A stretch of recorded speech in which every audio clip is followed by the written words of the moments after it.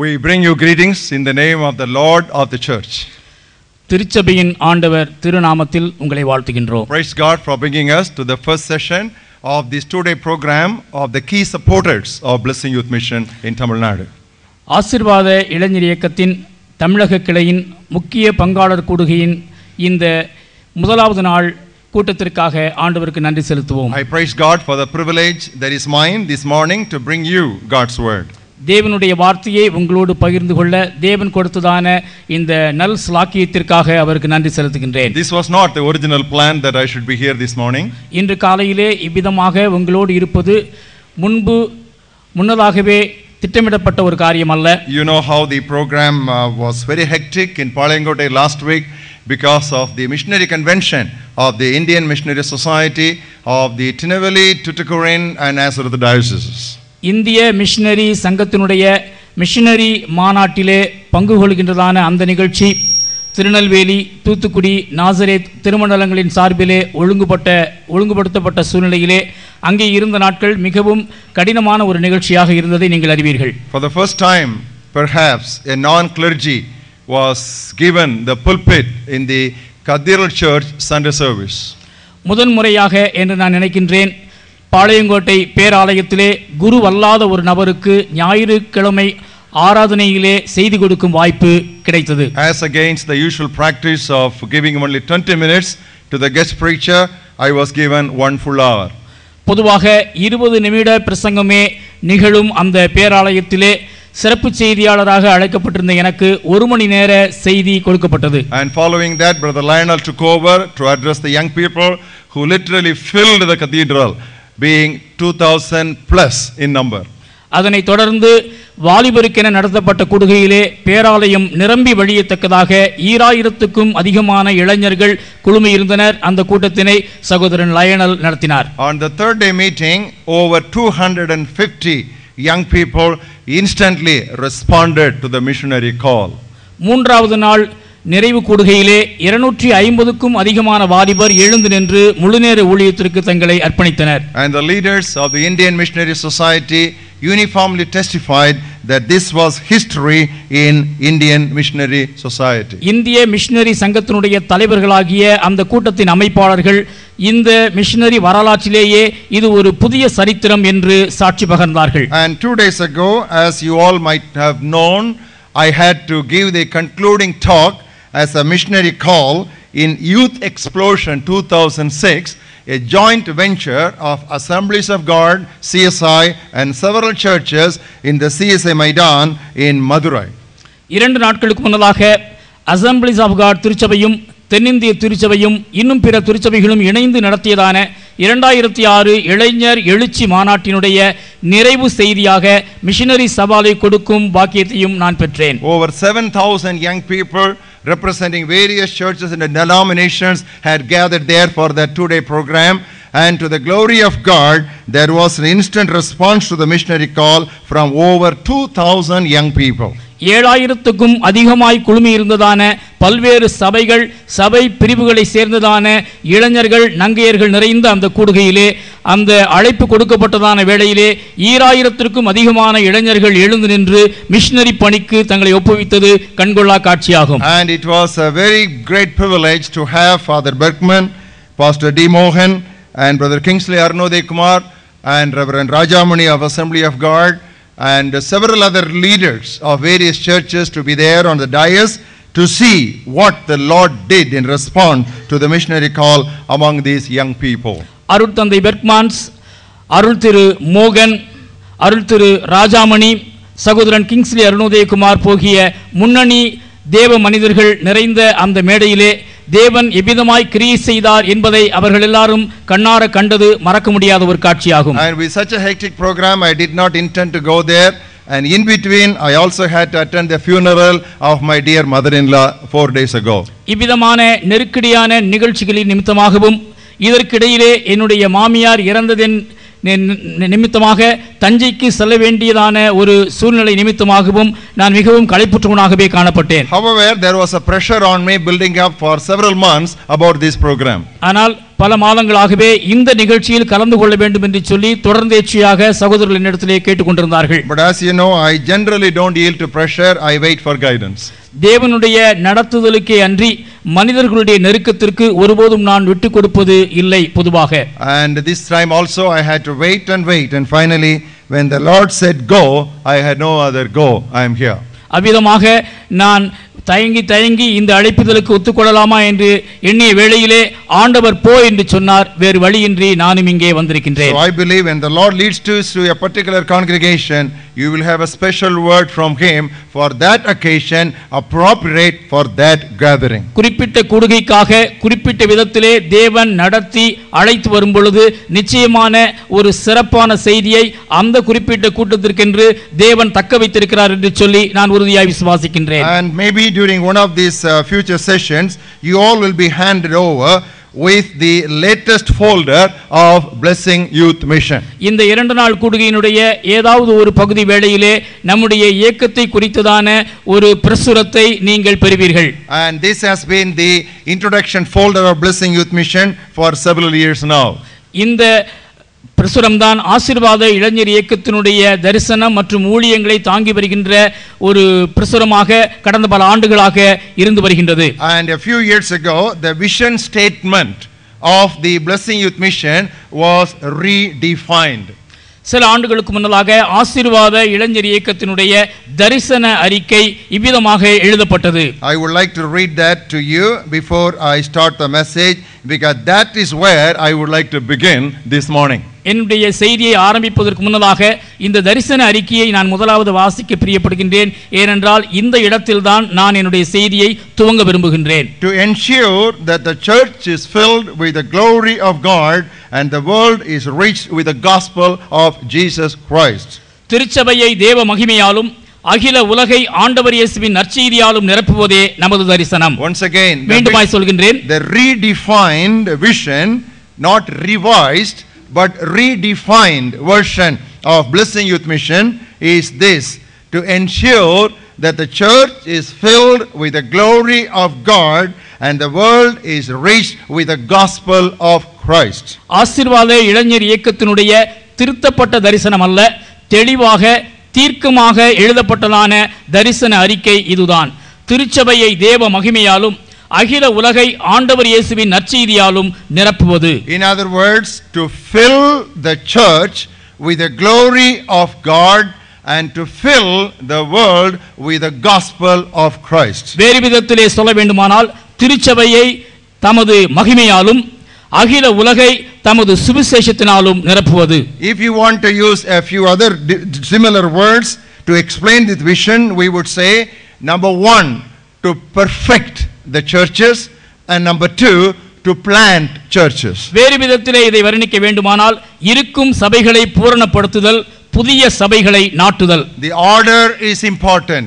It is the church to be filled with the glory of God, which would result in the world filled with the gospel of Christ. இதிலே சொல்லப்பட்டிருக்கிறதான வரிசையை பின்பற்றுவதிலே நாம் சரியாக இருக்க வேண்டும். முதலாவது திருச்சபையானது மகிமையினாலே நிரப்பப்பட வேண்டும். அதனுடைய விளைவாக அல்லது அதனுடைய பிரதிபலிப்பாக உலகம் முழுவதும் சுவிசேஷம் பரவ வேண்டும். As you all know, being acquainted with the history of Blessing Youth Mission, the whole thing started in a nutshell in the year 1970. நீங்கள் யாவரும் அறிந்திருக்கிறபடியாக இந்த ஆசீர்வாத இளைஞர் இயக்கத்தினுடைய சரித்திரம் 1970 ஆண்டிலே துவங்கியது. It started in the month of October, the next month of my marriage.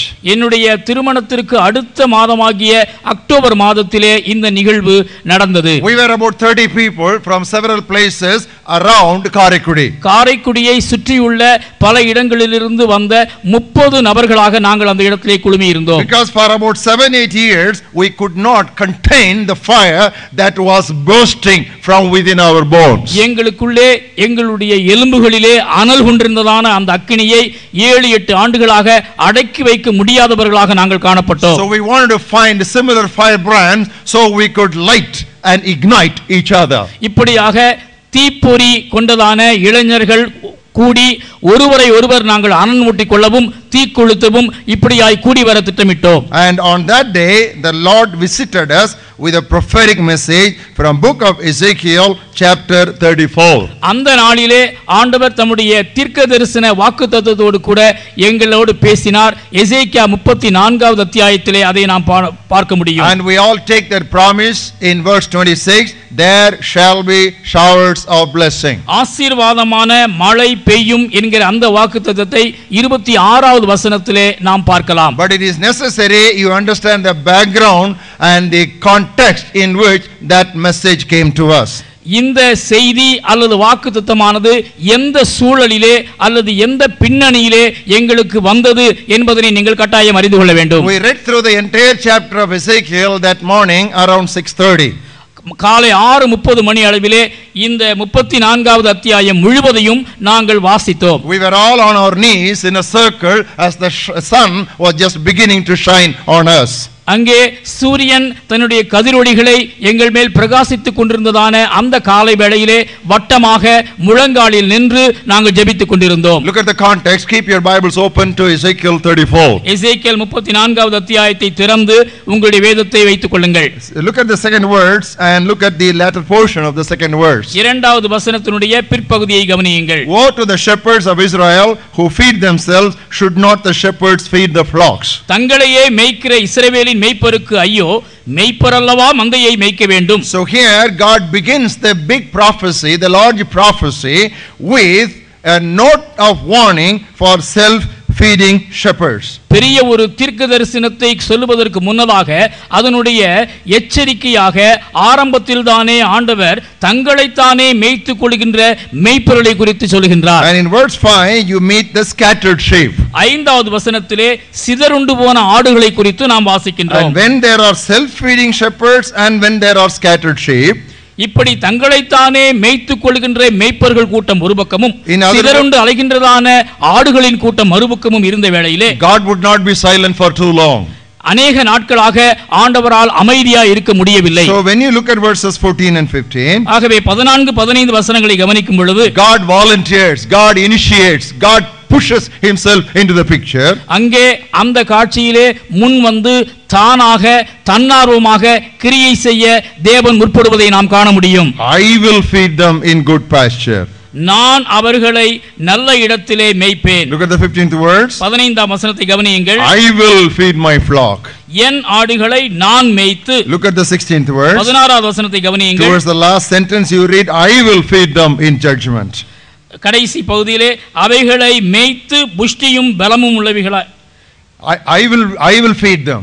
நான் அவைகளை மேய்ப்பேன். So you find the emphasis is these shepherds to whom I entrusted my sheep did not take care of my sheep properly. எந்த மேய்ப்பர்களிடத்திலே என் ஆடுகளை மேய்க்கும்படியாக ஒப்படைத்தேனோ அந்த மேய்ப்பர்கள் தங்கள் பொறுப்பிலே தவறினார்கள். So I will not leave my sheep like that. ஆகவே என்னுடைய ஆடுகளை நான் கவனிப்பாரற்று விடமாட்டேன். So I am not taking the initiative to feed my sheep. ஆகவே என்னுடைய ஆடுகளை மேய்க்கின்ற பொறுப்பை நான் தானே ஏற்றுக்கொள்வேன். How will I do it? எப்படி நான் அதை செய்வேன்? Jesus will not incarnate again as a 33-year-old man and to become a shepherd for the sheep. 33 வயது நிரம்பிய இளைஞனாக மீண்டும் மறு அவதாரம் எடுத்து தன்னுடைய ஆடுகளை மேய்க்கின்றவராக அவர் வெளிப்பட மாட்டார். But he says in verse 22 and 23. ஆனால் 22-23 வசனங்களில் அவர் சொல்வதை கவனியுங்கள். Especially verse 23. 23ஆம் வசனத்திலே I will establish one shepherd over them. அவர்களை மேய்க்கும்படி ஒரு மேய்ப்பனை அவர்கள் மேல் ஏற்படுத்துவேன். He shall feed them. அவர்களை மேய்த்து. Who that person is? அந்த மேய்ப்பன் யார்? He is my servant David. என் தாசனாகிய தாவீது என்னும் மேய்ப்பன். And when you look at verse 24, 24ஆம் வசனத்தை பார்க்கும் பொழுது I the Lord will be their God. கர்த்தராகிய நான் அவர்களுக்கு தேவனாக இருப்பேன். And my servant David will be a prince among them. என் தாசனாகிய தாவீது அவர்கள் நடுவில் அதிபதியாயிருப்பார். See the development.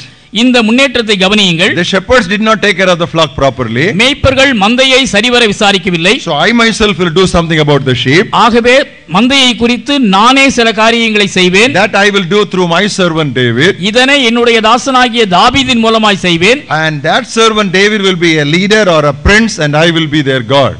அந்த தாவீது என்கிறதான என்னுடைய தாசன் அவர்களுடைய அதிபதியாயிருப்பார், நானோ அவர்களுக்கு தேவனாக இருப்பேன். It is on this basis Blessed 71 message was given. இந்த அடிப்படையில் தான் ஆசீர்வாத முகாம் 71 செய்திகள் வழங்கப்பட்டன. Now David, that was the emphasis of the message in the inauguration of Blessing Youth Mission.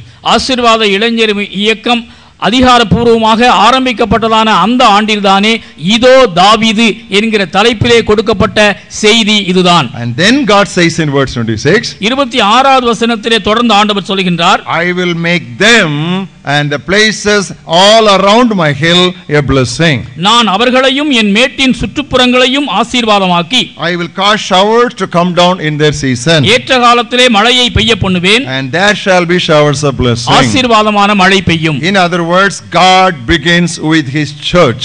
God begins with his flock. God begins with his sheep.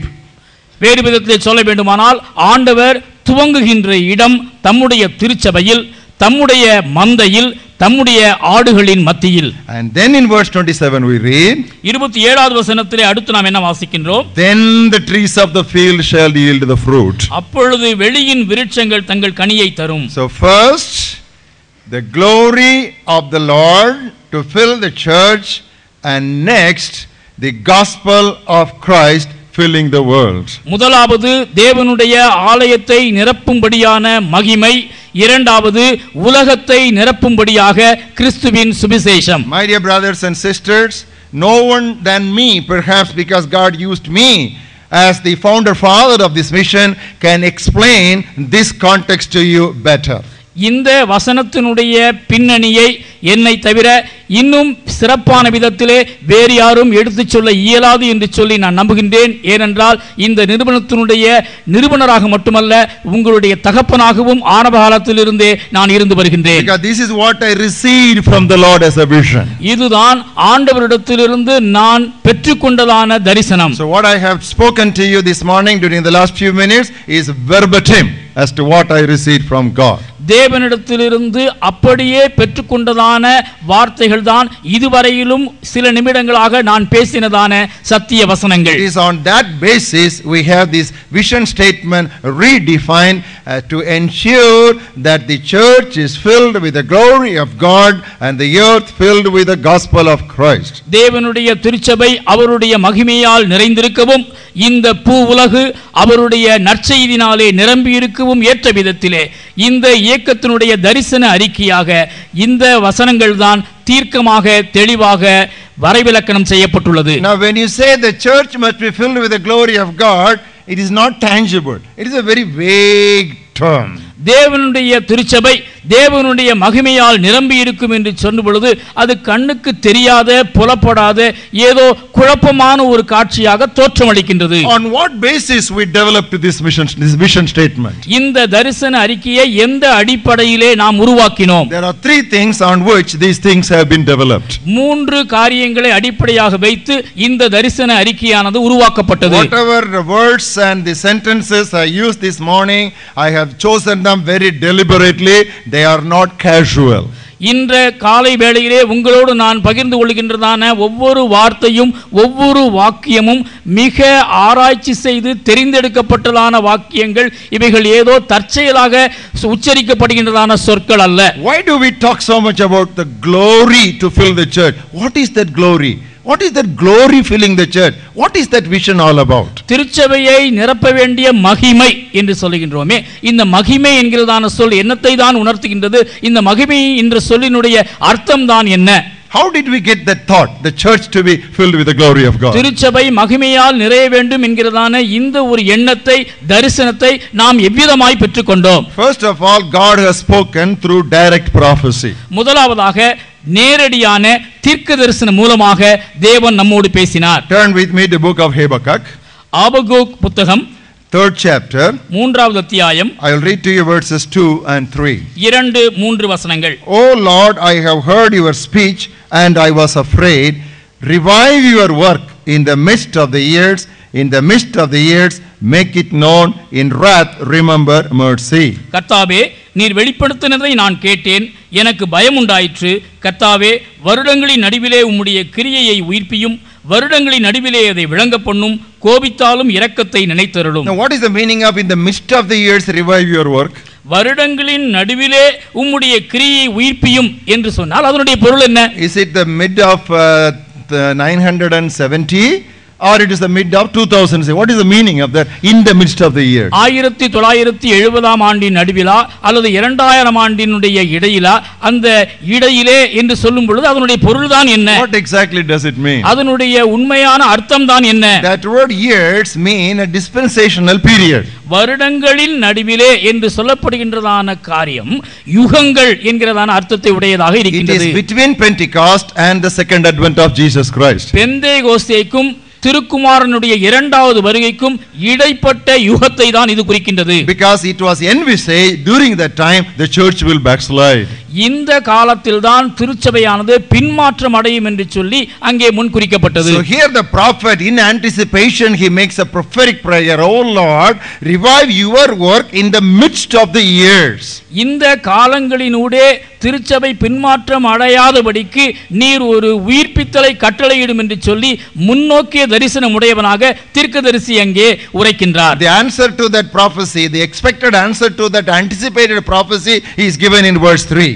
இந்த எதிர்பார்க்கப்பட்ட தீர்க்க தரிசனத்திற்கான எதிர்பார்க்கப்பட்ட பதிலை அடுத்த 3வது வசனத்திலே நாம் பார்க்கின்றோம். God came from Teman, the Holy One from Mount Paran. தேவன் தேமானில் இருந்தும் பரிசுத்தர் பாரான் பர்வதத்தில் இருந்தும் வந்தார். His glory covered the heavens and the earth was full of his praise. அவருடைய மகிமை வானங்களை மூடிக்கொண்டது, அவர் துதியினால் பூமி நிறைந்தது. Not only prophet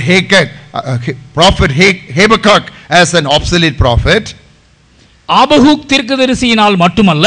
If you turn with me to the book of Haggai, he reflects the same thing. ஆகாய் தீர்க்கதரிசியும் கூட இதே காரியத்தை தீர்க்கதரிசனமாய் முன்னறிவிக்கிறதை கவனியுங்கள். Now we are walking through the prophetic calendar to fit, we as the members of the Blessing Youth Mission, to fit where we are in the God's history and his plan.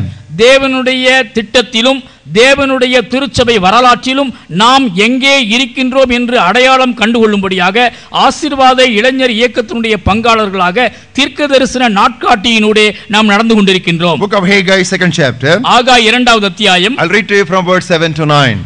7 முதல் 9 வசனங்கள். I will shake all nations. சகல ஜாதிகளையும் அசைய பண்ணுவேன். They shall come to the desire of all nations. சகல ஜாதிகளாலும் விரும்பப்பட்டவர் வருவார். And I will fill this temple with glory. இந்த ஆலயத்தை மகிமையினால் நிறைய பண்ணுவேன். Once again, I will fill this temple with glory. Follow the word. Temple, glory. இந்த இடத்திலே வருகின்றதான அந்த வசனத்தை, வார்த்தையை நன்றாக கவனியுங்கள். இந்த ஆலயத்தை மகிமையினால் நிறைய பண்ணுவேன். Come to verse 9. 9ஆம் வசனத்திற்கு வாருங்கள். The glory of this latter temple, not the early church, but the latter church, which will be at the time of the end of this dispensation. முந்தின ஆலயத்தின் மகிமையை பார்க்கிலும் இந்த பிந்தின ஆலயத்தின் மகிமை பெரிதாயிருக்கும். அதாவது இந்த யுகத்தினுடைய முடிவு நாட்களில் காணப்படுகின்றதான அந்த பிந்தின சபையை இது குறிக்கின்றது. So God has prophetically promised through sample prophets Haggai and Habakkuk that the Lord will fill his temple with glory by causing a work of revival in the midst of his years. இந்த ஆண்டுகளின் இடையே உயிர்ப்பித்தலாகிய எழுப்புதலை அனுப்புவிப்பதன் மூலமாக அங்கே திருச்சபையிலே மகிமையை வரப்பண்ணுவேன் என்று சொல்லி ஆபகுக், ஆகாய் போன்ற தீர்க்கதரிசிகள் மூலமாக தேவன் முன்னறிவித்தார். That's number 1. அதுதான் முதலாவது.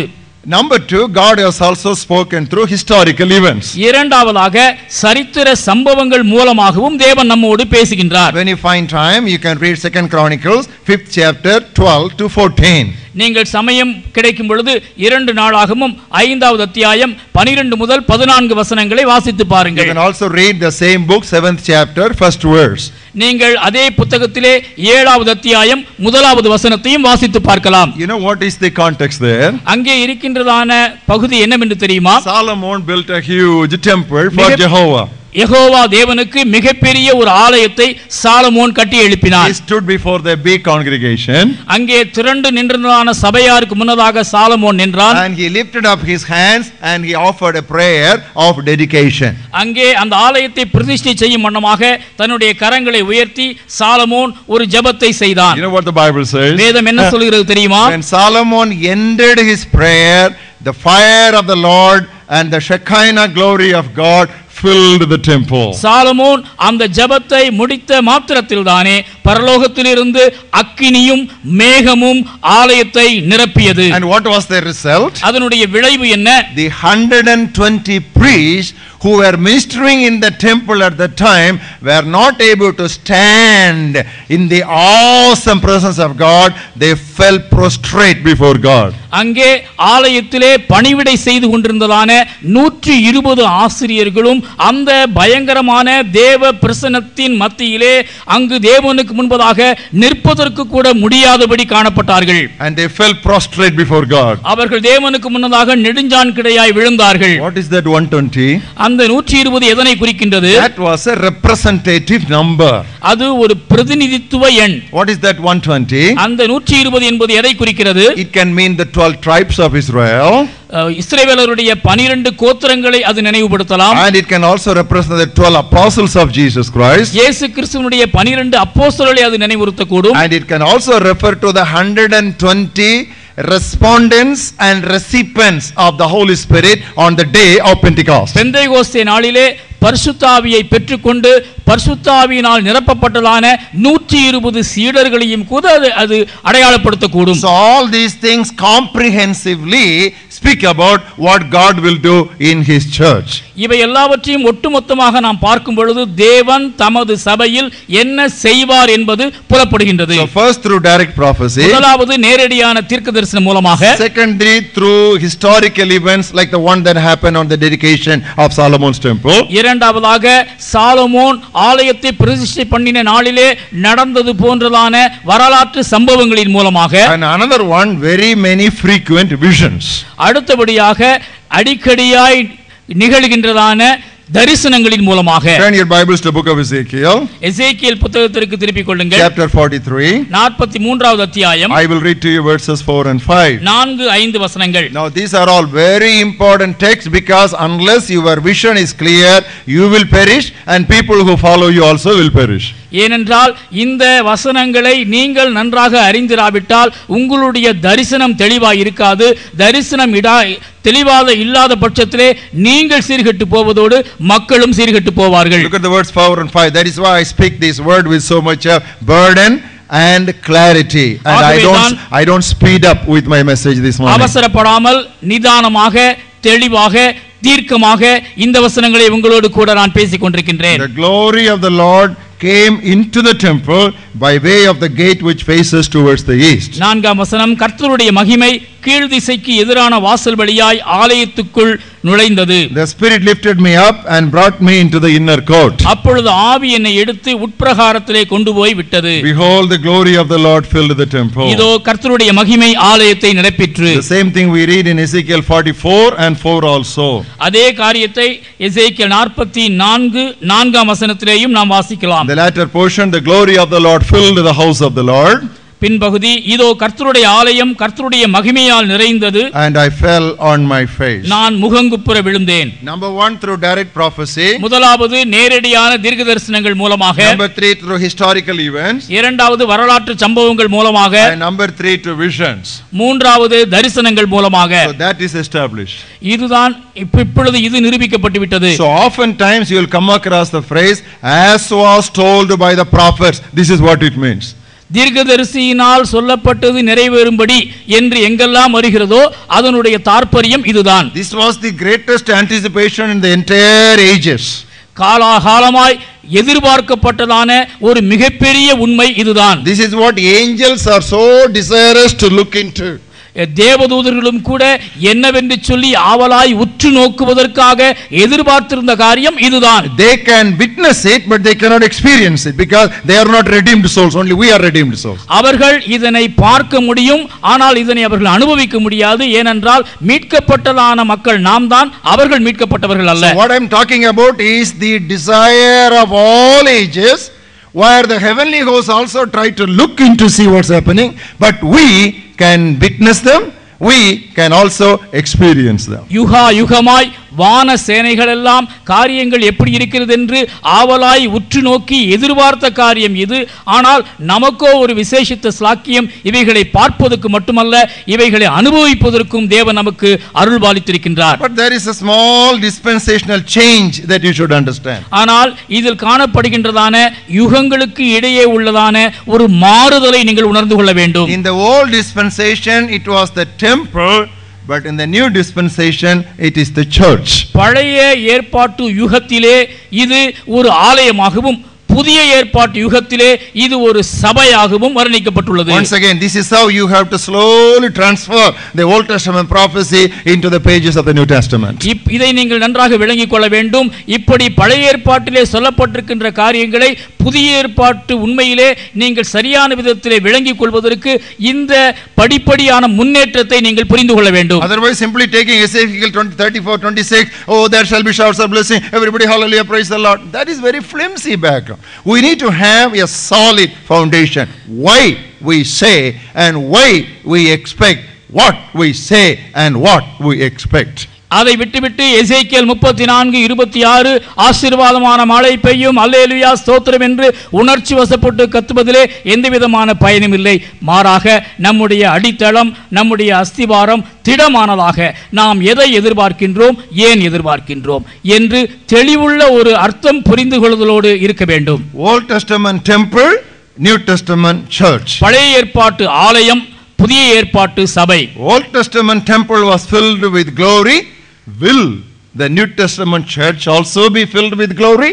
பழைய ஏற்பாட்டு ஆலயம் தேவனுடைய மகிமையால் நிரம்பியது, புதிய ஏற்பாட்டு சபையும் தேவனுடைய மகிமையால் நிரம்புமா? Yes. Turn with me to Ephesians 5:27. எபேசியர் 5:27க்கு திருப்பிக் கொள்ளுங்கள். We are slowly moving into the subject this morning. இந்த நாளினுடைய கருப்பொருள் செய்திக்குள் நாம் மெதுவாக நுழைகின்றோம். Turn with me to Ephesians 5:27. எபேசியர் 5:27. So many things the Lord does for the church. திருச்சபைக்கென்று சொல்லி அநேகமாயிரம் காரியங்களை ஆண்டவர் செய்கின்றார். What is his ultimate purpose? இதனுடைய முடிவான நோக்கம் என்ன? That's what we have in verse 27. 27வது வசனத்தில் அது மிக அழகாக சித்தரிக்கப்பட்டுள்ளது. That he might present it to himself a glorious church. கரைதிரை முதலானவைகள் ஒன்றுமில்லாமல் பரிசுத்தமும் பிழையற்றதுமான மகிமையுள்ள சபையாக அதை தமக்கு முன் நிறுத்திக் கொள்வதற்கு. Please underline that he might present to himself a glorious church. மகிமையுள்ள சபையாக அதை தமக்கு முன் நிறுத்திக் கொள்வதற்கு என்பதனை அடிக்கோடிட்டுக் கொள்ளுங்கள். Please underline that and all of you just read that words together. நீங்கள் அந்த வசனத்தினுடைய அந்த குறிப்பிட்ட வாக்கியத்தை அடிக்கோடிட்டு எல்லாருமாக சேர்ந்து அதனை வாசியுங்கள். This is the purpose of God. இதுதான் தேவனுடைய ஒரே நோக்கமாயிருக்கிறது. Now there are so many purposes of God, but this is the purpose of God, to present to himself a glorious church. தேவனுக்கு பல நோக்கங்கள் உண்டு, ஆனால் அவருடைய நோக்கங்களிலெல்லாம் மிக திட்டவட்டமான ஒரே நோக்கம் மகிமையுள்ள சபையாக அதை தமக்கு முன் நிறுத்திக் கொள்வது. Will you all please read it together in English or Tamil as you might have your versions? 1, 2. Yes. நாம் எல்லாரும் சேர்ந்து வாசிப்போம். Yes, read it aloud. மகிமையுள்ள சபையாக அதை தமக்கு முன் நிறுத்திக் கொள்வதற்காக. Now, in the Old Testament it was very easy. When you say glory fill the temple, there will be an earthquake, there will be fire, there will be clouds and trembling and so on and so forth. பழைய ஏற்பாட்டிலே மகிமை ஆலயத்தை நிரப்பியது என்று சொல்லும் பொழுது அதனை புரிந்து கொள்வது சுலபமாக இருக்கிறது. ஏனென்றால் இவ்வாறு மகிமை இறங்கும் பொழுது ஒரு பூமி அதிர்ச்சி அல்லது ஒரு மேகம் அல்லது ஒரு அக்கினி, அங்கே பயங்கரமான ஒரு சூழ்நிலை, இவைகளை நாம் பார்க்க முடியும். But what does glory filling the church today? ஆனால் இன்று தேவனுடைய சபையை மகிமை நிரப்புகிறது என்றால் அதனுடைய பொருள் என்ன? The fire and the clouds and these physical things were all specially for buildings of dead stones.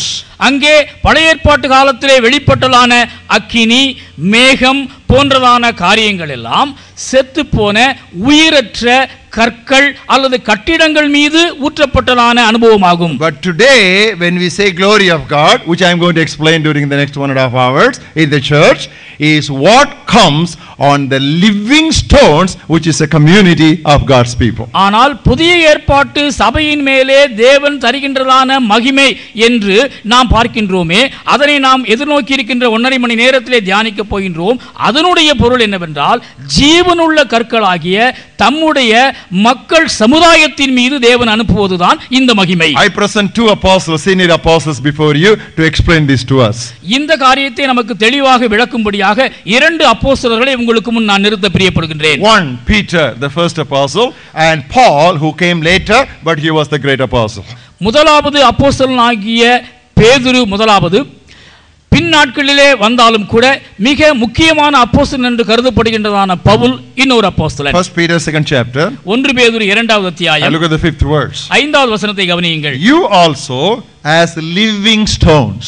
ஜீவனுள்ள கற்களை You may wonder why should somebody say living stones? ஏன் ஜீவனுள்ள கற்கள் என்று சொல்ல வேண்டும் என்று ஒருவேளை நீங்கள் ஆச்சரியப்படக்கூடும். That means Old Testament it was இதனுடைய பொருள் என்னவென்றால், பழைய ஏற்பாட்டு காலத்தில் இது ஜீவன் இல்லாத கற்கள் என்று புலப்படுகிறது. They were dead stones. அவைகள் உயிரில்லாத கற்கள். To differentiate it and to show the total difference from that Old Testament physical material building, these apostles employed the words living stones. உயிரில்லாத, ஜீவன் இல்லாத, வெறும் கற்களால் கட்டப்பட்டதான கட்டிடங்கள் மீது ஊற்றப்பட்டதான அந்த மகிமையை நின்று இந்த புதிய ஏற்பாட்டு மகிமை எப்படி வேறுபட்டது, எவ்வளவு வித்தியாசமானது என்பதனை சுட்டிக்காட்டுவதற்காகத்தான் அங்கே அப்போஸ்தலனாகிய பேதுரு ஜீவனுள்ள கற்கள் என்கிற வார்த்தையை உபயோகிப்பதை நன்றாக கவனியுங்கள். Now let us meet Paul. இங்கே பவுல் அப்போஸ்தலனை அடுத்து நாம் பார்ப்போம். Ephesians 2nd chapter. எபேசியர் 2வது அத்தியாயம். Reading from verse 19 on to verse 22. 19 முதல் 22ஆம் வசனம் வரை. Now therefore you are no longer strangers and foreigners, ஆகையால் நீங்கள் இனி அந்நியரும் பரதேசிகளுமாய் இராமல், but fellow citizens with the saints and members of the household of God, பரிசுத்தவான்களோடே ஒரே நகரத்தாரும் தேவனுடைய வீட்டாருமாய் இருந்து, having built on the foundation of the apostles and prophets, அப்போஸ்தலர் தீர்க்கதரிசிகள் என்பவர்களுடைய அஸ்திபாரத்தின் மேல் கட்டப்பட்டவர்களுமாய் இருக்கிறீர்கள். Jesus Christ being the chief cornerstone, அதற்கு இயேசு கிறிஸ்து தாமே மூலைக்கல்லாய் இருக்கிறார். in whom the whole building being joined together grows into a holy temple to the Lord, அவர் மேல் மாளிகை முழுவதும் இசைவாய் இணைக்கப்பட்டு கர்த்தருக்குள் பரிசுத்த ஆலயமாக எழும்புகிறது. in whom you also are being built together for a habitation of God in the Spirit, not in substance, God in the Spirit. அவர் மேல் நீங்களும் ஆவியினாலே, நன்றாக கவனியுங்கள், ஆவியினாலே தேவனுடைய வாசஸ்தலமாக கூட்டி கட்டப்பட்டு வருகிறீர்கள். Now what is that foundation? இந்த அஸ்திபாரம் என்பது என்ன? Is Jesus Christ the foundation? இயேசு கிறிஸ்து இந்த அஸ்திபாரமா? Our apostles and prophets are the foundation. அப்போஸ்தலர்களும் தீர்க்கதரிசிகளும் இந்த அஸ்திபாரமா? We need to be very careful in our terminology. நம்முடைய வார்த்தைகளை சொல்லுவதிலே நாம் கவனமுள்ளவர்களாக இருக்க வேண்டும். Jesus Christ is the chief cornerstone, that first stone in that foundation. இயேசு கிறிஸ்து முதலாவது கல்லாக, அதாவது மூலைக்கல்லாக அங்கே இருக்கின்றார். Everything gets joined fitly to him. அந்த மூலைக்கல்லுக்கு இணைவாக, இசைவாக மற்ற கற்கள் பொருத்தப்படுகின்றன. What are all the other stones? மற்ற கற்கள் எல்லாம் என்ன? What are all the other foundation stones? மற்ற அஸ்திவார கற்கள் எதை குறிக்கின்றன? Apostles, அப்போஸ்தலர்கள் and தீர்க்கதரிசிகள். and apostles and prophets. அப்போஸ்தலர்களும் தீர்க்கதரிசிகளும். Prophets of the Old Testament and apostles of the New Testament. பழைய ஏற்பாட்டு தீர்க்கதரிசிகள், புதிய ஏற்பாட்டு அப்போஸ்தலர்கள். What the prophets have seen and what the apostles have spoken. எதை தீர்க்கதரிசிகள் பார்த்தார்களோ, எதை அப்போஸ்தலர்கள் பேசினார்களோ அதை. So this church is built on that foundation. இந்த திருச்சபையானது இந்த அஸ்திபாரத்தின் மேலே கட்டப்படுகிறது. In order to understand this properly, you should call for a prophet from the Old Testament and consult an apostle in the New Testament. இந்த சத்தியத்தை தெளிவாக விளங்கிக் கொள்வதற்கு பழைய ஏற்பாட்டிலிருந்து ஒரு தீர்க்கதரிசியையும் புதிய ஏற்பாட்டிலிருந்து ஒரு அப்போஸ்தலனையும் நாம் கேட்பது நலமாக இருக்கும். That is why this morning during breakfast time you were asked to repeatedly read the 60th chapter of Isaiah and the 6 chapters of book of Ephesians. ஆகையால் தான் இன்று காலை உணவு பரிமாறப்படுகின்ற வேளையிலே உங்களுக்கு மீண்டும் மீண்டும் அறிவிக்கப்பட்டது ஏசாயா 60வது அத்தியாயத்தையும் எபேசியர் 6 அத்தியாயங்களையும் வாசிக்கும்படியாக. I don't know how many of you were able to do it because some of you arrived late. உங்களிலே சிலர் தாமதித்து வந்தீர்கள். ஆகையால் எத்தனை பேர் இந்த பயிற்சியை செய்து முடிக்க முடிந்தது என்று சொல்லி எனக்கு தெரியவில்லை. I have a reason why I chose these two persons. இந்த இரண்டு நபர்களையும் தெரிந்து கொள்வதற்கு எனக்கு ஒரு காரணம் உண்டு. I would call Isaiah as the Paul of the Old Testament. ஏசாயாவை பழைய ஏற்பாட்டு பவுல் என்று நான் அழைக்க விரும்புகின்றேன். And I will call Paul as the Isaiah of the New Testament.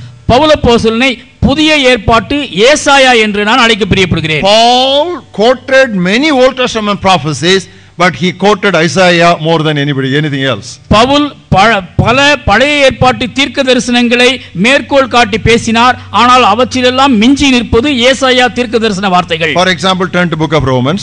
உதாரணமாக ரோமர் நிருபத்திற்கு எடுத்துக்கொள்ளுங்கள். 9th chapter. 9வது அத்தியாயம். Look at verse 27. 27வது வசனம். He says Isaiah also cries out concerning Israel. 28வது வசனத்தை பார்க்கின்றோம். ஏசாயா இஸ்ரவேலரை குறித்து சொல்லுகிறான். And come to verse 29. 29ஆம் வசனத்தை பாருங்கள். As Isaiah said before. அல்லாமலும் ஏசாயா முன்னே சொன்னபடி. Come to verse 33. 33ஆம் வசனத்திற்கு There வாருங்கள். also he talks about Isaiah stumbling stone and rock of offense in Zion. அங்கேயும் கூட ஏசாயா குறிப்பிடுகின்றதான இடறுவதற்கான கல், தவறுவதற்கான கன்மலையை குறித்து நாம் வாசிக்கின்றோம். 10th chapter. 10வது அத்தியாயம். 15th verse. 15வது வசனம். How beautiful are the feet, that's again from Isaiah. அழகிய பாதங்கள் என்று சுட்டிக்காட்டப்படுகின்றதான ஏசாயாவின் தீர்க்க தரிசனம். And come to verse 16. 16வது வசனம். Isaiah says, Lord, who has believed our report? நாங்கள் சொல்வதை கேள்விப்பட்டது விசுவாசித்தது யார் என்று ஏசாயா சொல்கின்றதான வார்த்தை. And again come to verse 20. 20ஆம் வசனத்திற்கு வாருங்கள். Isaiah is very bold and he says etc etc. அல்லாமலும் ஏசாயா என்று சொல்கிறதான காரியங்களை பாருங்கள். You know, repeatedly he says Isaiah said, the very name of the prophet he said.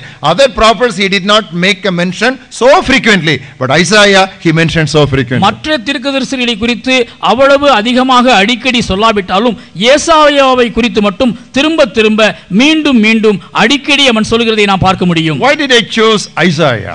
ஏசாயாவை நான் தெரிந்து கொண்டதற்கான காரணம் என்ன? I normally call the book of Isaiah as a mini Bible. இந்த ஏசாயாவை பொறுத்தமட்டிலே ஒரு குட்டி வேதாகமம் என்று நான் சொல்லுவேன். It contains 66 chapters. இந்த புத்தகத்திலே 66 அத்தியாயங்கள் உண்டு. Comparable to the 66 books of the whole Bible. வேதத்தினுடைய 66 புத்தகங்களையும் அங்கே உள்ளடக்கும் வண்ணமாக இந்த 66 அத்தியாயங்கள் அமைந்துள்ளன. New Testament begins as the 40th book after 39 books. பழைய ஏற்பாட்டு 39 புத்தகங்கள் முடிந்த நிலையிலே 40வது புத்தகமாக புதிய ஏற்பாடு துவங்குகின்றது. So also in book of Isaiah after 39 chapters the 40th chapter begins with the ministry of John the Baptist. அதை போலவே ஏசாயா புத்தகத்தை நீங்கள் எடுத்து வாசிப்பீர்களேயானால் 39 அத்தியாயம் முடிந்து 40 அத்தியாயம் துவங்கும் பொழுது அங்கே யோவான் ஸ்நானகன் ஊழியத்தை ஆரம்பித்த வார்த்தைகள் அங்கே காணப்படுகின்றன. So lots of similarities between these two great books of the Bible. ஆகவே இந்த விதமான இரண்டுக்கும் ஒப்புமையான இணையான கருத்துக்கள் ஏராளம் உண்டு. Then why did I choose book of Ephesians? There are other books in the New Testament. புதிய ஏற்பாட்டில் உள்ளதான மற்ற புத்தகங்களை விட எபேசியர் புத்தகத்தை நான் தேர்ந்தெடுத்ததற்கான காரணம் என்ன? The epistles to Corinthians was written to one local church.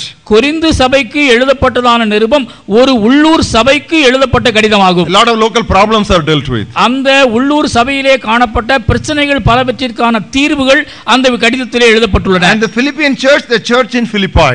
அதை போலவே பிலிப்பி சபைக்கு எழுதப்பட்டதான நிருபமும் கூட பிலிப்பியிலே இருந்த மக்களுக்காக எழுதப்பட்டது. Two ladies were fighting against each other in Philippi, so he mentions that in his epistle. பிலிப்பியிலே இரண்டு பெண்கள் ஒருவரோடு சண்டையிட்டுக் கொண்டிருந்தார்கள். ஆகவே அவர்களுடைய சண்டைக்கான தீர்வை அந்த பிலிப்பி நிருபத்திலே அவர் எழுதுகின்றார். But when you come to Ephesians, ஆனால் எபேசி நிருபத்திற்கு நீங்கள் வரும்பொழுது there is no reference to the local church. அங்கே உள்ளூர் சபையை தனிப்பட்ட விதத்திலே குறிப்பிட்டு எந்த செய்தியும் இல்லை. Ephesians is for the universal church, the entire body of Christ. அகில உலக சபையாகிய கிறிஸ்துவின் சரீரமாகிய சபைக்கு அது எழுதப்பட்டதாக காணப்படுகிறது. There is no problem of a local church dealt with there in the book of Ephesians. Very interesting observation. புத்தகத்திலே அங்கே உள்ளூர் பிரச்சனையாக கையாளப்பட்டதான எந்த ஒரு காரியத்தையும் தனிப்பட்டு நாம் வாசிக்க முடியாது. So I would like to call the book of Ephesians as the Alps of the New Testament, as the Everest of the New Testament. புதிய ஏற்பாட்டினுடைய ஆல்ப்ஸ் சிகரமாக அல்லது இமயத்தினுடைய எவரெஸ்ட் சிகரமாக இந்த எபேசு நிருபத்தை நான் சொல்ல பிரியப்படுகின்றேன். So we have a prophetic picture, நமக்கு ஒரு தீர்க்கதரிசன வரைபடம் உண்டு, and we have an apostolic architecture. அதைப் போலவே அப்போஸ்தல கட்டுமானம் உண்டு. And both we are going to keep before us and study what is a glorious church. இவைகள் இரண்டையும் நமக்கு முன்னதாக வைத்து இவைகள் இரண்டையும் ஒப்பிட்டு பார்த்து திருச்சபை தேவனுடைய மகிமையால் நிறைந்திருப்பது என்னவென்று சொல்லி நாம் ஆராய போகின்றோம். To study this subject of what a glorious church is, as I told you a few minutes earlier, we have picked up a book from the Old Testament and another from the New Testament to give us a prophetic picture and an apostolic architecture. இந்த மகிமை நிறைந்த சபை என்பது என்ன என்பதை விளங்கிக் கொள்வதற்காக பழைய ஏற்பாட்டிலிருந்து ஒரு புத்தகத்தையும் புதிய ஏற்பாட்டிலிருந்து ஒரு புத்தகத்தையும் நாம் எடுத்து தியானிக்கலாம் என்று ஒரு சில நிமிட நேரங்களுக்கு முன்னதாக நான் சொன்னேன். அதன் மூலமாக ஒரு தீர்க்கதரிசன வரைபடத்தையும் ஒரு அப்போஸ்தல கட்டுமானத்தையும் நாம் இணைத்து ஒப்பு நோக்குகின்றோம். Years ago, a fellow servant of God gave me a piece of advice which I have never ever forgotten. சில நாட்களுக்கு முன்னதாக ஒரு தேவ மனிதர் எனக்கு அளித்ததான ஒரு நடைமுறை ஆலோசனையை ஒருபோதும் நான் மறப்பதில்லை. He was a senior man of God. அவர் மிகப்பெரிய ஒரு முதிர்ந்த தேவ ஊழியர். This is what he said because he was committing himself and he had written so much on the subject of revival. எழுப்புதலை குறித்து அநேக சத்தியங்களை அவர் எழுதியிருக்கின்ற பழுத்த அனுபவம் நிறைந்த காரணத்தினாலே இந்த வார்த்தைகளை அவர் என்னோடு கூட பகிர்ந்து கொண்டார். This is what he said. அவர் சொன்ன காரியம் இதுதான். Stanley, pray for revival. Stanley, எழுப்புதலுக்காக ஜெபியுங்கள். Labor for revival. எழுப்புதலுக்காக உழையுங்கள். Dream about revival. எழுப்புதலை கனவு காணுங்கள். Revival will come. எழுப்புதல் விரைவில் வரும். I will say that again. நான் மீண்டுமாய் சொல்கின்றேன். This I didn't read anywhere, but I heard this from a great man of God. நான் இந்த காரியத்தை எந்த இடத்திலும் வாசிக்கவில்லை, மாறாக ஒரு முதிர்ந்த தேவ ஊழியரின் வாயிலிருந்து நேரடியாக கேட்டேன். Pray for revival. எழுப்புதலுக்காக ஜெபியுங்கள். Labor for revival. எழுப்புதலுக்காக உழையுங்கள். Dream about revival. எழுப்புதலை கனவு காணுங்கள். And revival will come. எழுப்புதல் வந்தே தீரும். In order to dream for revival or labor for revival, we should have a clear picture of what revival we are talking about. எழுப்புதலை குறித்து கனவு காண்பதற்கோ அல்லது எழுப்புதலை நாம் சுதந்தரிப்பதற்கோ எழுப்புதல் என்பது என்ன என்பதை குறித்ததான ஒரு சித்திரம் நமக்கு தேவை. In order to know what kind of glorious church we should have, we should understand what do we mean when we say a glorious church. திருச்சபை மகிமையால் நிறைந்த சபையாக இருக்க வேண்டும் என்று நாம் சொல்லுகின்ற பட்சத்திலே இந்த மகிமை என்பது என்ன, மகிமையால் சூழப்படுதல் என்பது என்ன என்பதை குறித்து நாம் அறிந்திருக்க வேண்டும். Only if we know it in practical, tangible fragments, it becomes easy for us to work at it. நாம் இதனை நடைமுறை ரீதியிலே புரிந்து கொள்ளும் விதமாக இதனை அறிந்து கொள்ளாவிட்டால் இதற்காக உழைப்பது என்பது கடினமாகும். So in order to explain that, I have chosen these two books. ஆகவே இதனை விளக்குவதற்காக இந்த இரண்டு புத்தகங்களை நான் தெரிந்து கொண்டேன். Keep a bookmark or a Bible ribbon on the 60th chapter of Isaiah. ஏசாயா 60வது அத்தியாயத்திலே ஒரு குறிப்பு அட்டையையும், and then on the first chapter of book of Ephesians. எபேசியர் நிருபத்தினுடைய முதல் அத்தியாயத்திலே மற்றொரு வேதாகம குறிப்பு அட்டையையும் வைத்துக் கொள்ளுங்கள். We will be turning to these books back and forth very often during this message. இந்த செய்தியை கேட்கின்ற வேளையில் தானே முன்னும் பின்னும் அடிக்கடியாக இவ்விரு புத்தகங்களையும் நாம் திருப்பி பார்ப்போம். I am going to bring to you 7 vital aspects of a glorious church. மகிமை நிறைந்த சபையின் 7 பரிமாண தன்மையை உங்கள் முன்னதாக நான் வைக்க விரும்புகின்றேன். It is towards that kind of a church we are committing ourselves to labor for. இவ்விதமான மகிமையான சபையை எதிர்நோக்கித்தான் நாம் பிரயாசப்பட போகின்றோம். That is what all our revival labors are about. நம்முடைய எழுப்புதலுக்கு அடுத்ததான பிரயாசங்கள் எல்லாம் இதனை முன்வைத்தே எடுக்க வேண்டும். We should know where we should go and how we should go in order that we would go there. நாம் எங்கே செல்ல வேண்டும், எப்படி செல்ல வேண்டும் என்று அறிந்து அதனை மனதில் வைத்து அதனை நோக்கி நடைபோட வேண்டும். What is a glorious church? மகிமையான சபை என்பது என்ன? Number 1. முதலாவது, it is a righteous church. அது நீதியுள்ள சபையாகும். Once again, மீண்டுமாய் சொல்கிறேன், it is a righteous church. நீதி நிறை சபை. Now turn with me to Isaiah 60th chapter. ஏசாயா 60வது அத்தியாயம். Now hereafter, if I don't say Isaiah 60 and give only the words number, which means it refers to Isaiah 60. இனி நான் சொல்லுகின்ற வேளையிலே ஏசாயா 60 என்று சொல்லாமல் வெறுமனே வசனத்தை மட்டும் நான் குறிப்பிடுவேனேயானால் அது ஏசாயா 60 தான் குறிக்கிறது என்று நினைவில் வைத்துக் கொள்ளுங்கள். Verse 14. 14வது வசனம். Towards the end of it we read, they shall call you the city of the Lord, Zion of the Holy One of Israel. அந்த வசனத்தினுடைய கடைசி பகுதி விதமாய் சொல்கின்றது, இஸ்ரவேலுடைய பரிசுத்தரின் சீயோன் என்றும் சொல்வார்கள். So here we read that the God of the church is a righteous holy God. இங்கே திருச்சபையினுடைய தேவன் இஸ்ரவேலுடைய பரிசுத்தராக வர்ணிக்கப்படுகின்றார். Now come to verse 17. 17வது வசனத்தை கவனியுங்கள். Look at the last sentence of that verse. அந்த வசனத்தினுடைய கடைசி வாக்கியத்தை கவனியுங்கள். Your magistrates shall be called righteousness. உன் தண்டற்காரரை நீதி உள்ளவர்களும் ஆக்குவேன். God is righteous. தேவன் நீதி உள்ளவர். And the leaders of the church are righteous. திருச்சபையின் தலைவர்களும் நீதி உள்ளவர்கள். Now come with me to verse 21. 21வது வசனத்திற்கு வாருங்கள். Also your people all shall be righteous. உன் மக்கள் யாவரும் நீதிமான்கள். You see how it has been developed in sequence. எப்படி படிப்படியாக இது வளர்கிறது என்று சொல்லி நன்றாக கவனியுங்கள். The God of the glorious church is a righteous God. அங்கே மகிமை நிறைந்த சபையின் தேவன் நீதி உள்ள தேவன். And the leaders of the righteous church are righteous people. நீதியுள்ள சபையினுடைய தலைவர்கள் நீதி உள்ளவர்கள். And all the people of that glorious church are righteous people. அந்த மகிமை நிறை சபையினுடைய மக்கள் அனைவருமே நீதி உள்ளவர்கள். This is the first and the foremost mark of the glorious church. இதுதான் மகிமை நிறை சபையினுடைய முதல் அடையாளம். How did the apostles see it? அப்போஸ்தலர்கள் இதனை எப்படி பார்த்தார்கள்? Turn with me to Ephesians 5th chapter. எபேசியர் 5வது அத்தியாயத்திற்கு திருப்பிக் கொள்ளுங்கள். I told you I will be going back and forth between Isaiah and Ephesians. ஏசாயாவிற்கும் எபேசியருக்கும் இடையே முன்னும் பின்னுமாய் நான் பயணிப்பேன் என்று முன்னதாகவே உங்களுக்கு சொன்னேன். Don't get lost or detached anywhere. Keep on coming. I am going very slow this morning. எங்கும் காணாமற் போய் விடாதிருங்கள், என்னோடயே சேர்ந்து வாருங்கள், உங்களுக்காக நான் மெதுவாகவே நான் பயணம் தொடர்கின்றேன். That he might sanctify and cleanse it with the washing of water by the word, that he might present it to himself a glorious church, 5:26-27, not having spot or wrinkle or any such thing, but that it should be holy and without blemish.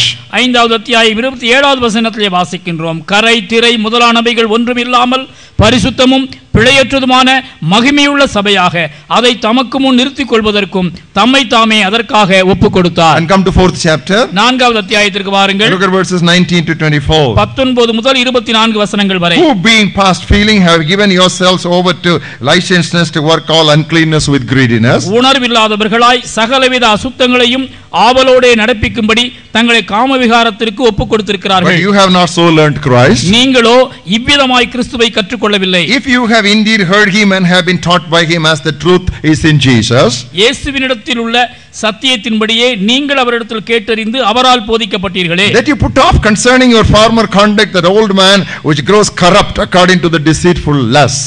அந்தபடி முந்தின நடக்கைக்குரிய மோசம் போக்கும் இச்சைகளாலே கெட்டுப்போகிற பழைய மனிதனை நீங்கள் களைந்து போட்டு and be renewed in the spirit of your mind. உங்கள் உள்ளத்திலே புதிதான ஆவி உள்ளவர்களாகி that you put on the new man which was created according to God in righteousness and true holiness.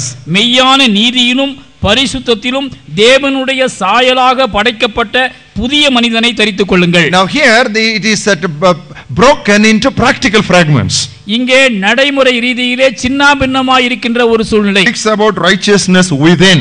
நம்முடைய உள்ளத்தில் காணப்பட வேண்டிய நீதியை குறித்து அது பேசுகிறது. We look at verse 23. 23ஆம் வசனத்தை கவனியுங்கள். Be renewed in the spirit of your mind.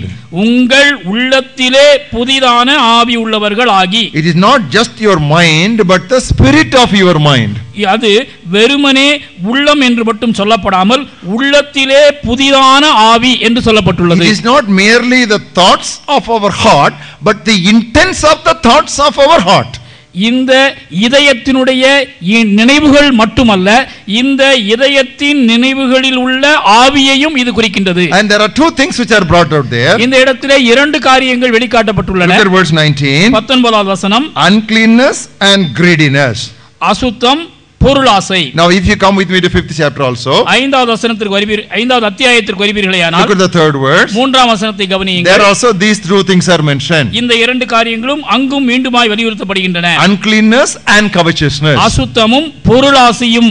If you only take time to painstakingly study all the emphasis of the New Testament writers, புதிய ஏற்பாட்டு எழுத்தாளர்களுடைய அனைத்து வசனங்களையும் நீங்கள் நேரம் எடுத்து சிரமம் எடுத்து வாசித்து பார்ப்பீர்களேயானால் so many sins they will condemn. அவர்கள் அநேக பாவங்களை பட்டியலிட்டு கண்டனம் செய்வார்கள். But two sins will be outstanding in their list. அவைகளிலே மிஞ்சி நிற்கின்றதான இரண்டு காரியங்கள் எப்பொழுதுமே இருக்கும். One is uncleanness and the other is greediness. ஒன்று அசுத்தம், மற்றொன்று பொருளாசை.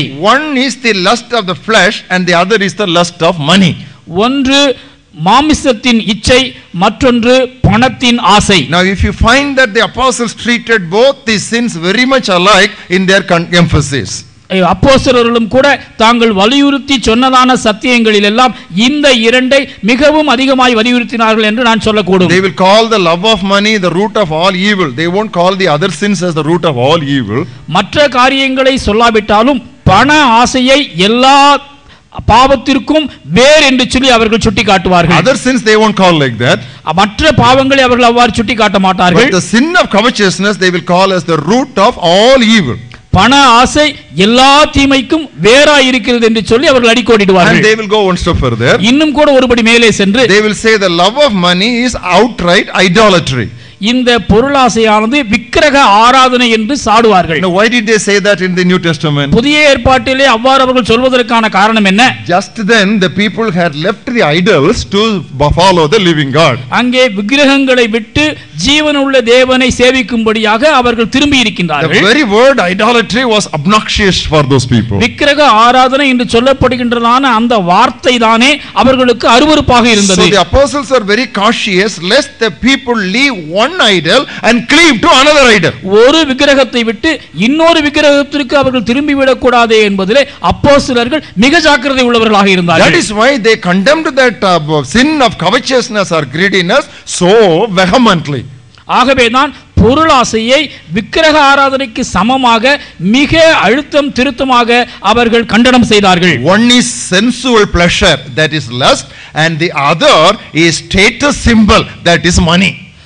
ஒன்று அனுபவிக்க கூடியதான பாவ இச்சை, இன்னொன்று தங்களுடைய அந்தஸ்தை குறிக்கின்றதான ஒரு ஆசை. Now unless these two things are pulled away, no I should use a stronger word, unless these two things are totally plucked away, that inner righteousness cannot be fully experienced. இவைகள் இரண்டும் நம்முடைய வாழ்விலிருந்து எடுக்கப்பட்டாலுடைய இல்லை பிடுங்கப்பட்டாலுடைய நம்முடைய உள்ளான நீதியின் வாழ்க்கை நிறைவு பெறாது. Only then the spirit of our mind will be sanctified. அப்பொழுதுதான் நம்முடைய உள்ளத்திலே உள்ள புதிதான ஆவி பரிசுத்தமாக்கப்படும். Other things are only decorative. மற்றவைகள் எல்லாம் அலங்கார பொருட்கள் தான். You deal with other things, they are only having a cosmetic value. They don't have the real inner value. மற்றவைகளை எல்லாம் தூசு தட்டி நாம் அலங்காரப்படுத்த பார்க்கின்றோம், ஆனால் அவைகளிலே உள்ளான தன்மை என்பது கிடையாது. That is why the word is used true holiness, because that means there is a false holiness also. உண்மையான பரிசுத்தம் என்று சொல்லப்படுகின்றதான வார்த்தை அங்கே கவனியுங்கள். அதிலிருந்து நாம் என்ன விளங்கிக் கொள்கின்றோம்? போலியான பரிசுத்தத்திற்கும் கூட சாத்தியக்கூறுகள் உண்டு. In the Bible there is false holiness, there is false humility, there are a lot of false things even in the religious circle. மாய்மாலமான பரிசுத்தம், மாயையான தாழ்மை போன்றவற்றிற்கான வாய்ப்புகள் உண்டு என்று வேதத்திலே நாம் அங்குமிங்கும் பார்க்கின்றோம். That which is at the depth of the depths of a man's heart only God knows.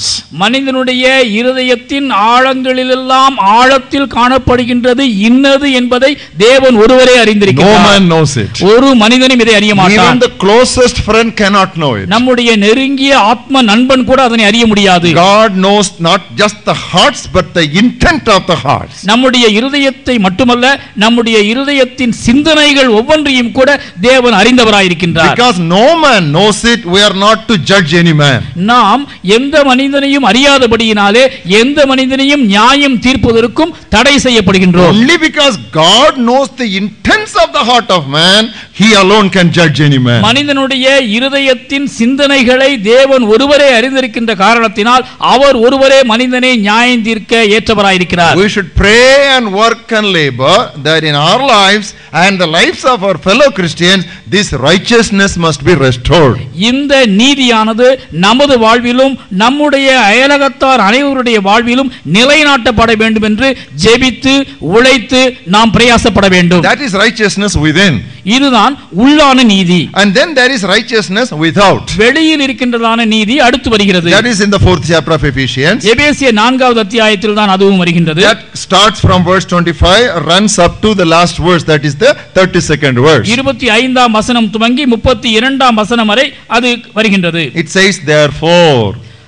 ஆகையால் It begins in verse 25 therefore. அன்றியும் என்று 25வது வசனத்திலே ஆரம்பிக்கின்றது. In order to walk in righteousness and true holiness, பரிசுத்தத்திற்கு நேரான நீதியான நடை பழகுவதற்கு what should you do? நாம் என்ன செய்ய வேண்டும்? It speaks about righteousness without. நாம் வெளியே நடந்து கொள்கின்ற காரியங்களிலே எப்படி நீதியை காட்ட வேண்டும் என்று சொல்கின்றது. Number 1, முதலாவது verse 25, 25வது வசனம், don't speak lies. பொய்யை களைந்து. Number 2, 2, verse 26, 26வது வசனம், don't be angry. கோபம் கொள்ளாமல். Even if you get angry, don't retain anger beyond sunset. ஒருவேளை கோபம் வந்தாலும் கூட சூரிய அஸ்தமனத்திற்கு முன்னதாக அதனை உதறி விடுதல். Because even God's anger is only for a moment. தேவனுடைய கோபம் கூட ஒரு நொடிக்கு மட்டும்தான். If God will not retain anger more than a moment, we don't have any right to retain any anger for beyond sunset. தேவன் தம்முடைய கோபத்தை நீடிப்பதற்கு ஒரு நொடிக்கு மேலே எடுத்துக்கொள்ளாத பட்சத்திலே நாமும் கூட இந்த கோபத்தை தக்க வைத்துக் கொள்வதற்கு நியாயமே இல்லை.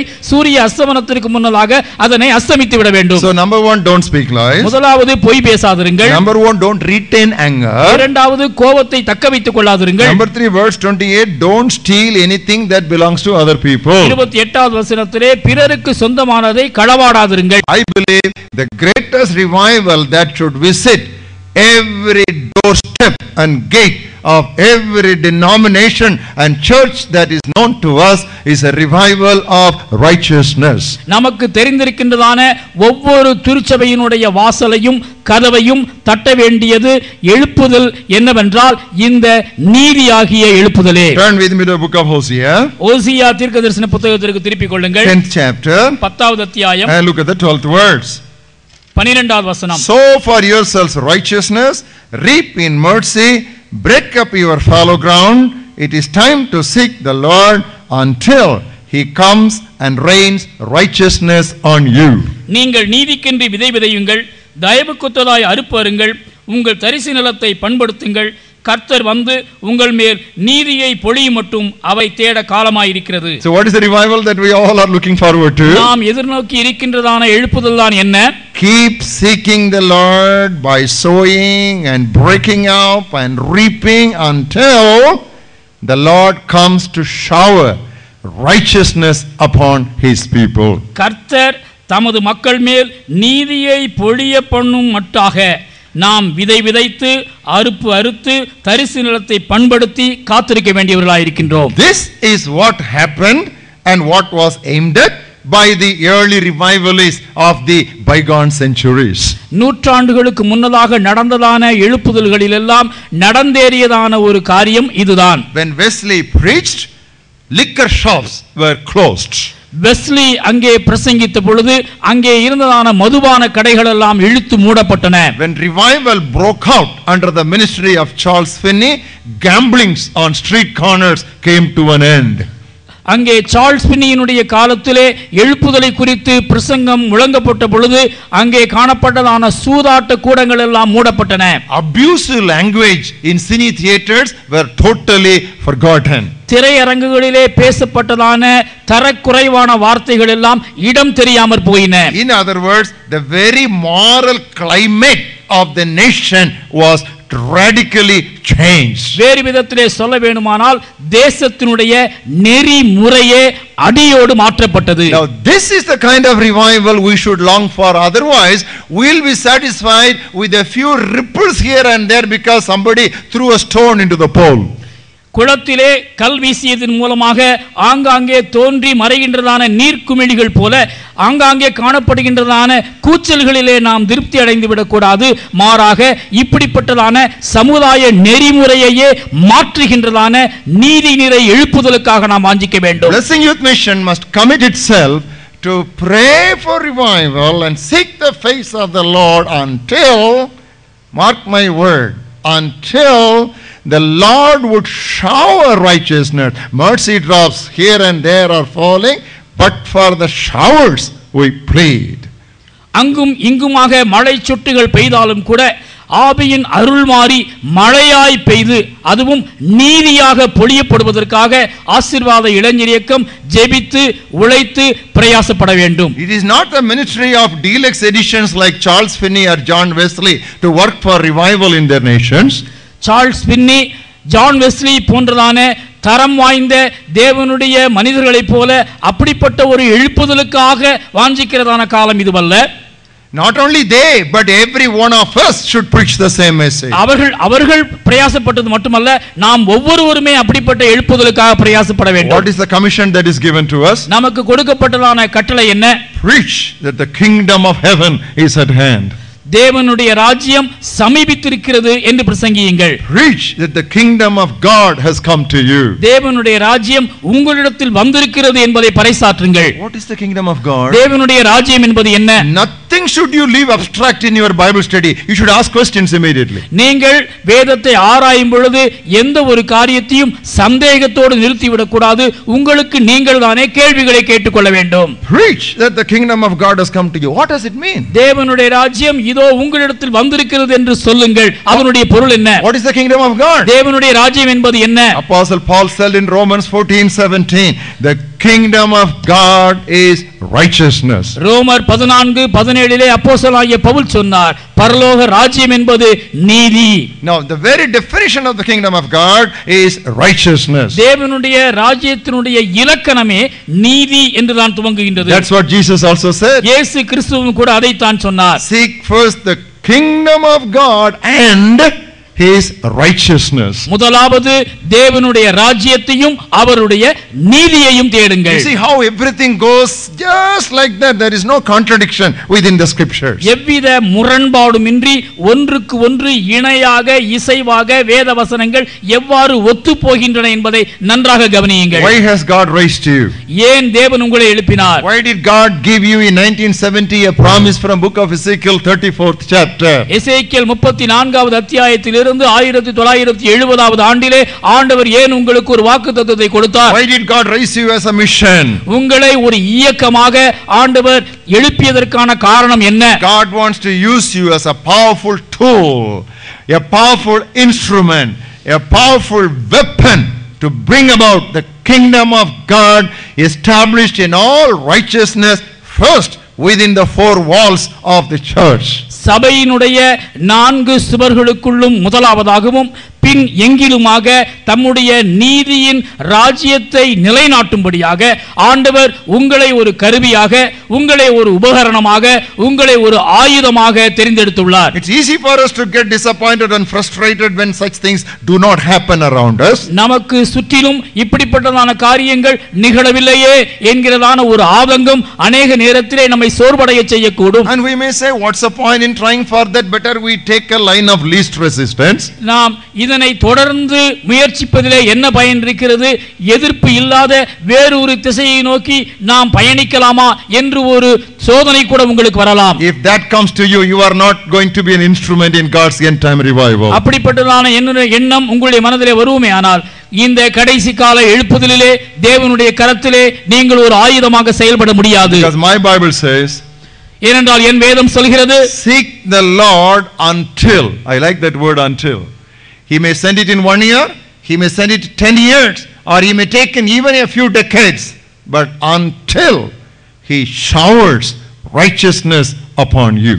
அவருடைய நீதியை பொழிய பண்ணும் மட்டும் என்கிற வார்த்தையை நான் அதிகமாய் நேசிக்கின்றேன். ஏனென்றால் தேவன் இந்த எழுப்புதலை அனுப்ப ஓராண்டு ஆகலாம், 10 ஆண்டு ஆகலாம், இன்னும் பல 10 ஆண்டுகள் கூட ஆகலாம். அந்த நீதியை ஆண்டவர் அருள்மாரியாக பொழியும் வரை நாம் முயற்சிக்க வேண்டும். You know why I say this? நான் இதை ஏன் சொல்கிறேன் தெரியுமா? A few weeks ago I was preaching in one of the western countries. சில வாரங்களுக்கு முன்னதாக மேலை நாடுகள் ஒன்றிலே நான் பிரசங்கித்துக் கொண்டிருந்தேன். After listening to me, one senior pastor came to me. ஒரு மூத்த போதகர் நான் பிரசங்கித்த பிற்பாடு என்னிடத்தில் வந்து பேசினார். He looked into my face and asked a straight question. என்னை முகமுகமாய் பார்த்து அவர் ஒரு கேள்வியை நேரடியாக கேட்டார். You say you are preaching revival, and I heard you now preaching on revival. You say you are preaching for revival for about 40 years. எழுப்புதலை குறித்து 40 ஆண்டுகளாக நீங்கள் பிரசங்கித்துக் கொண்டிருப்பதாக நீங்கள் பேசுவதை நான் சற்று முன்பு கேட்டேன். But I want to ask you a question. ஒரு கேள்வி உங்களை பார்த்து கேட்க விரும்புகிறேன். Things have not changed a lot. Are you frustrated? காரியங்கள் அதிகமாக ஒன்றும் நிகழ்ந்ததாக தெரியவில்லையே, இதனை குறித்து நீங்கள் சோர்வடையவில்லையா? I then immediately asked him, why do you ask that question, dear pastor? இந்த கேள்வியை அருமை போதகரே நீங்கள் ஏன் என்னிடத்தில் கேட்கின்றீர்கள் என்று மறு கேள்வி அவரிடத்திலே நான் கேட்டேன். The man was very honest in his second reply. அவருடைய இரண்டாவது பதிலிலே மிகவும் உண்மையுள்ளவராக அவர் காணப்பட்டார். You know what he said? அவர் என்ன சொன்னார் தெரியுமா?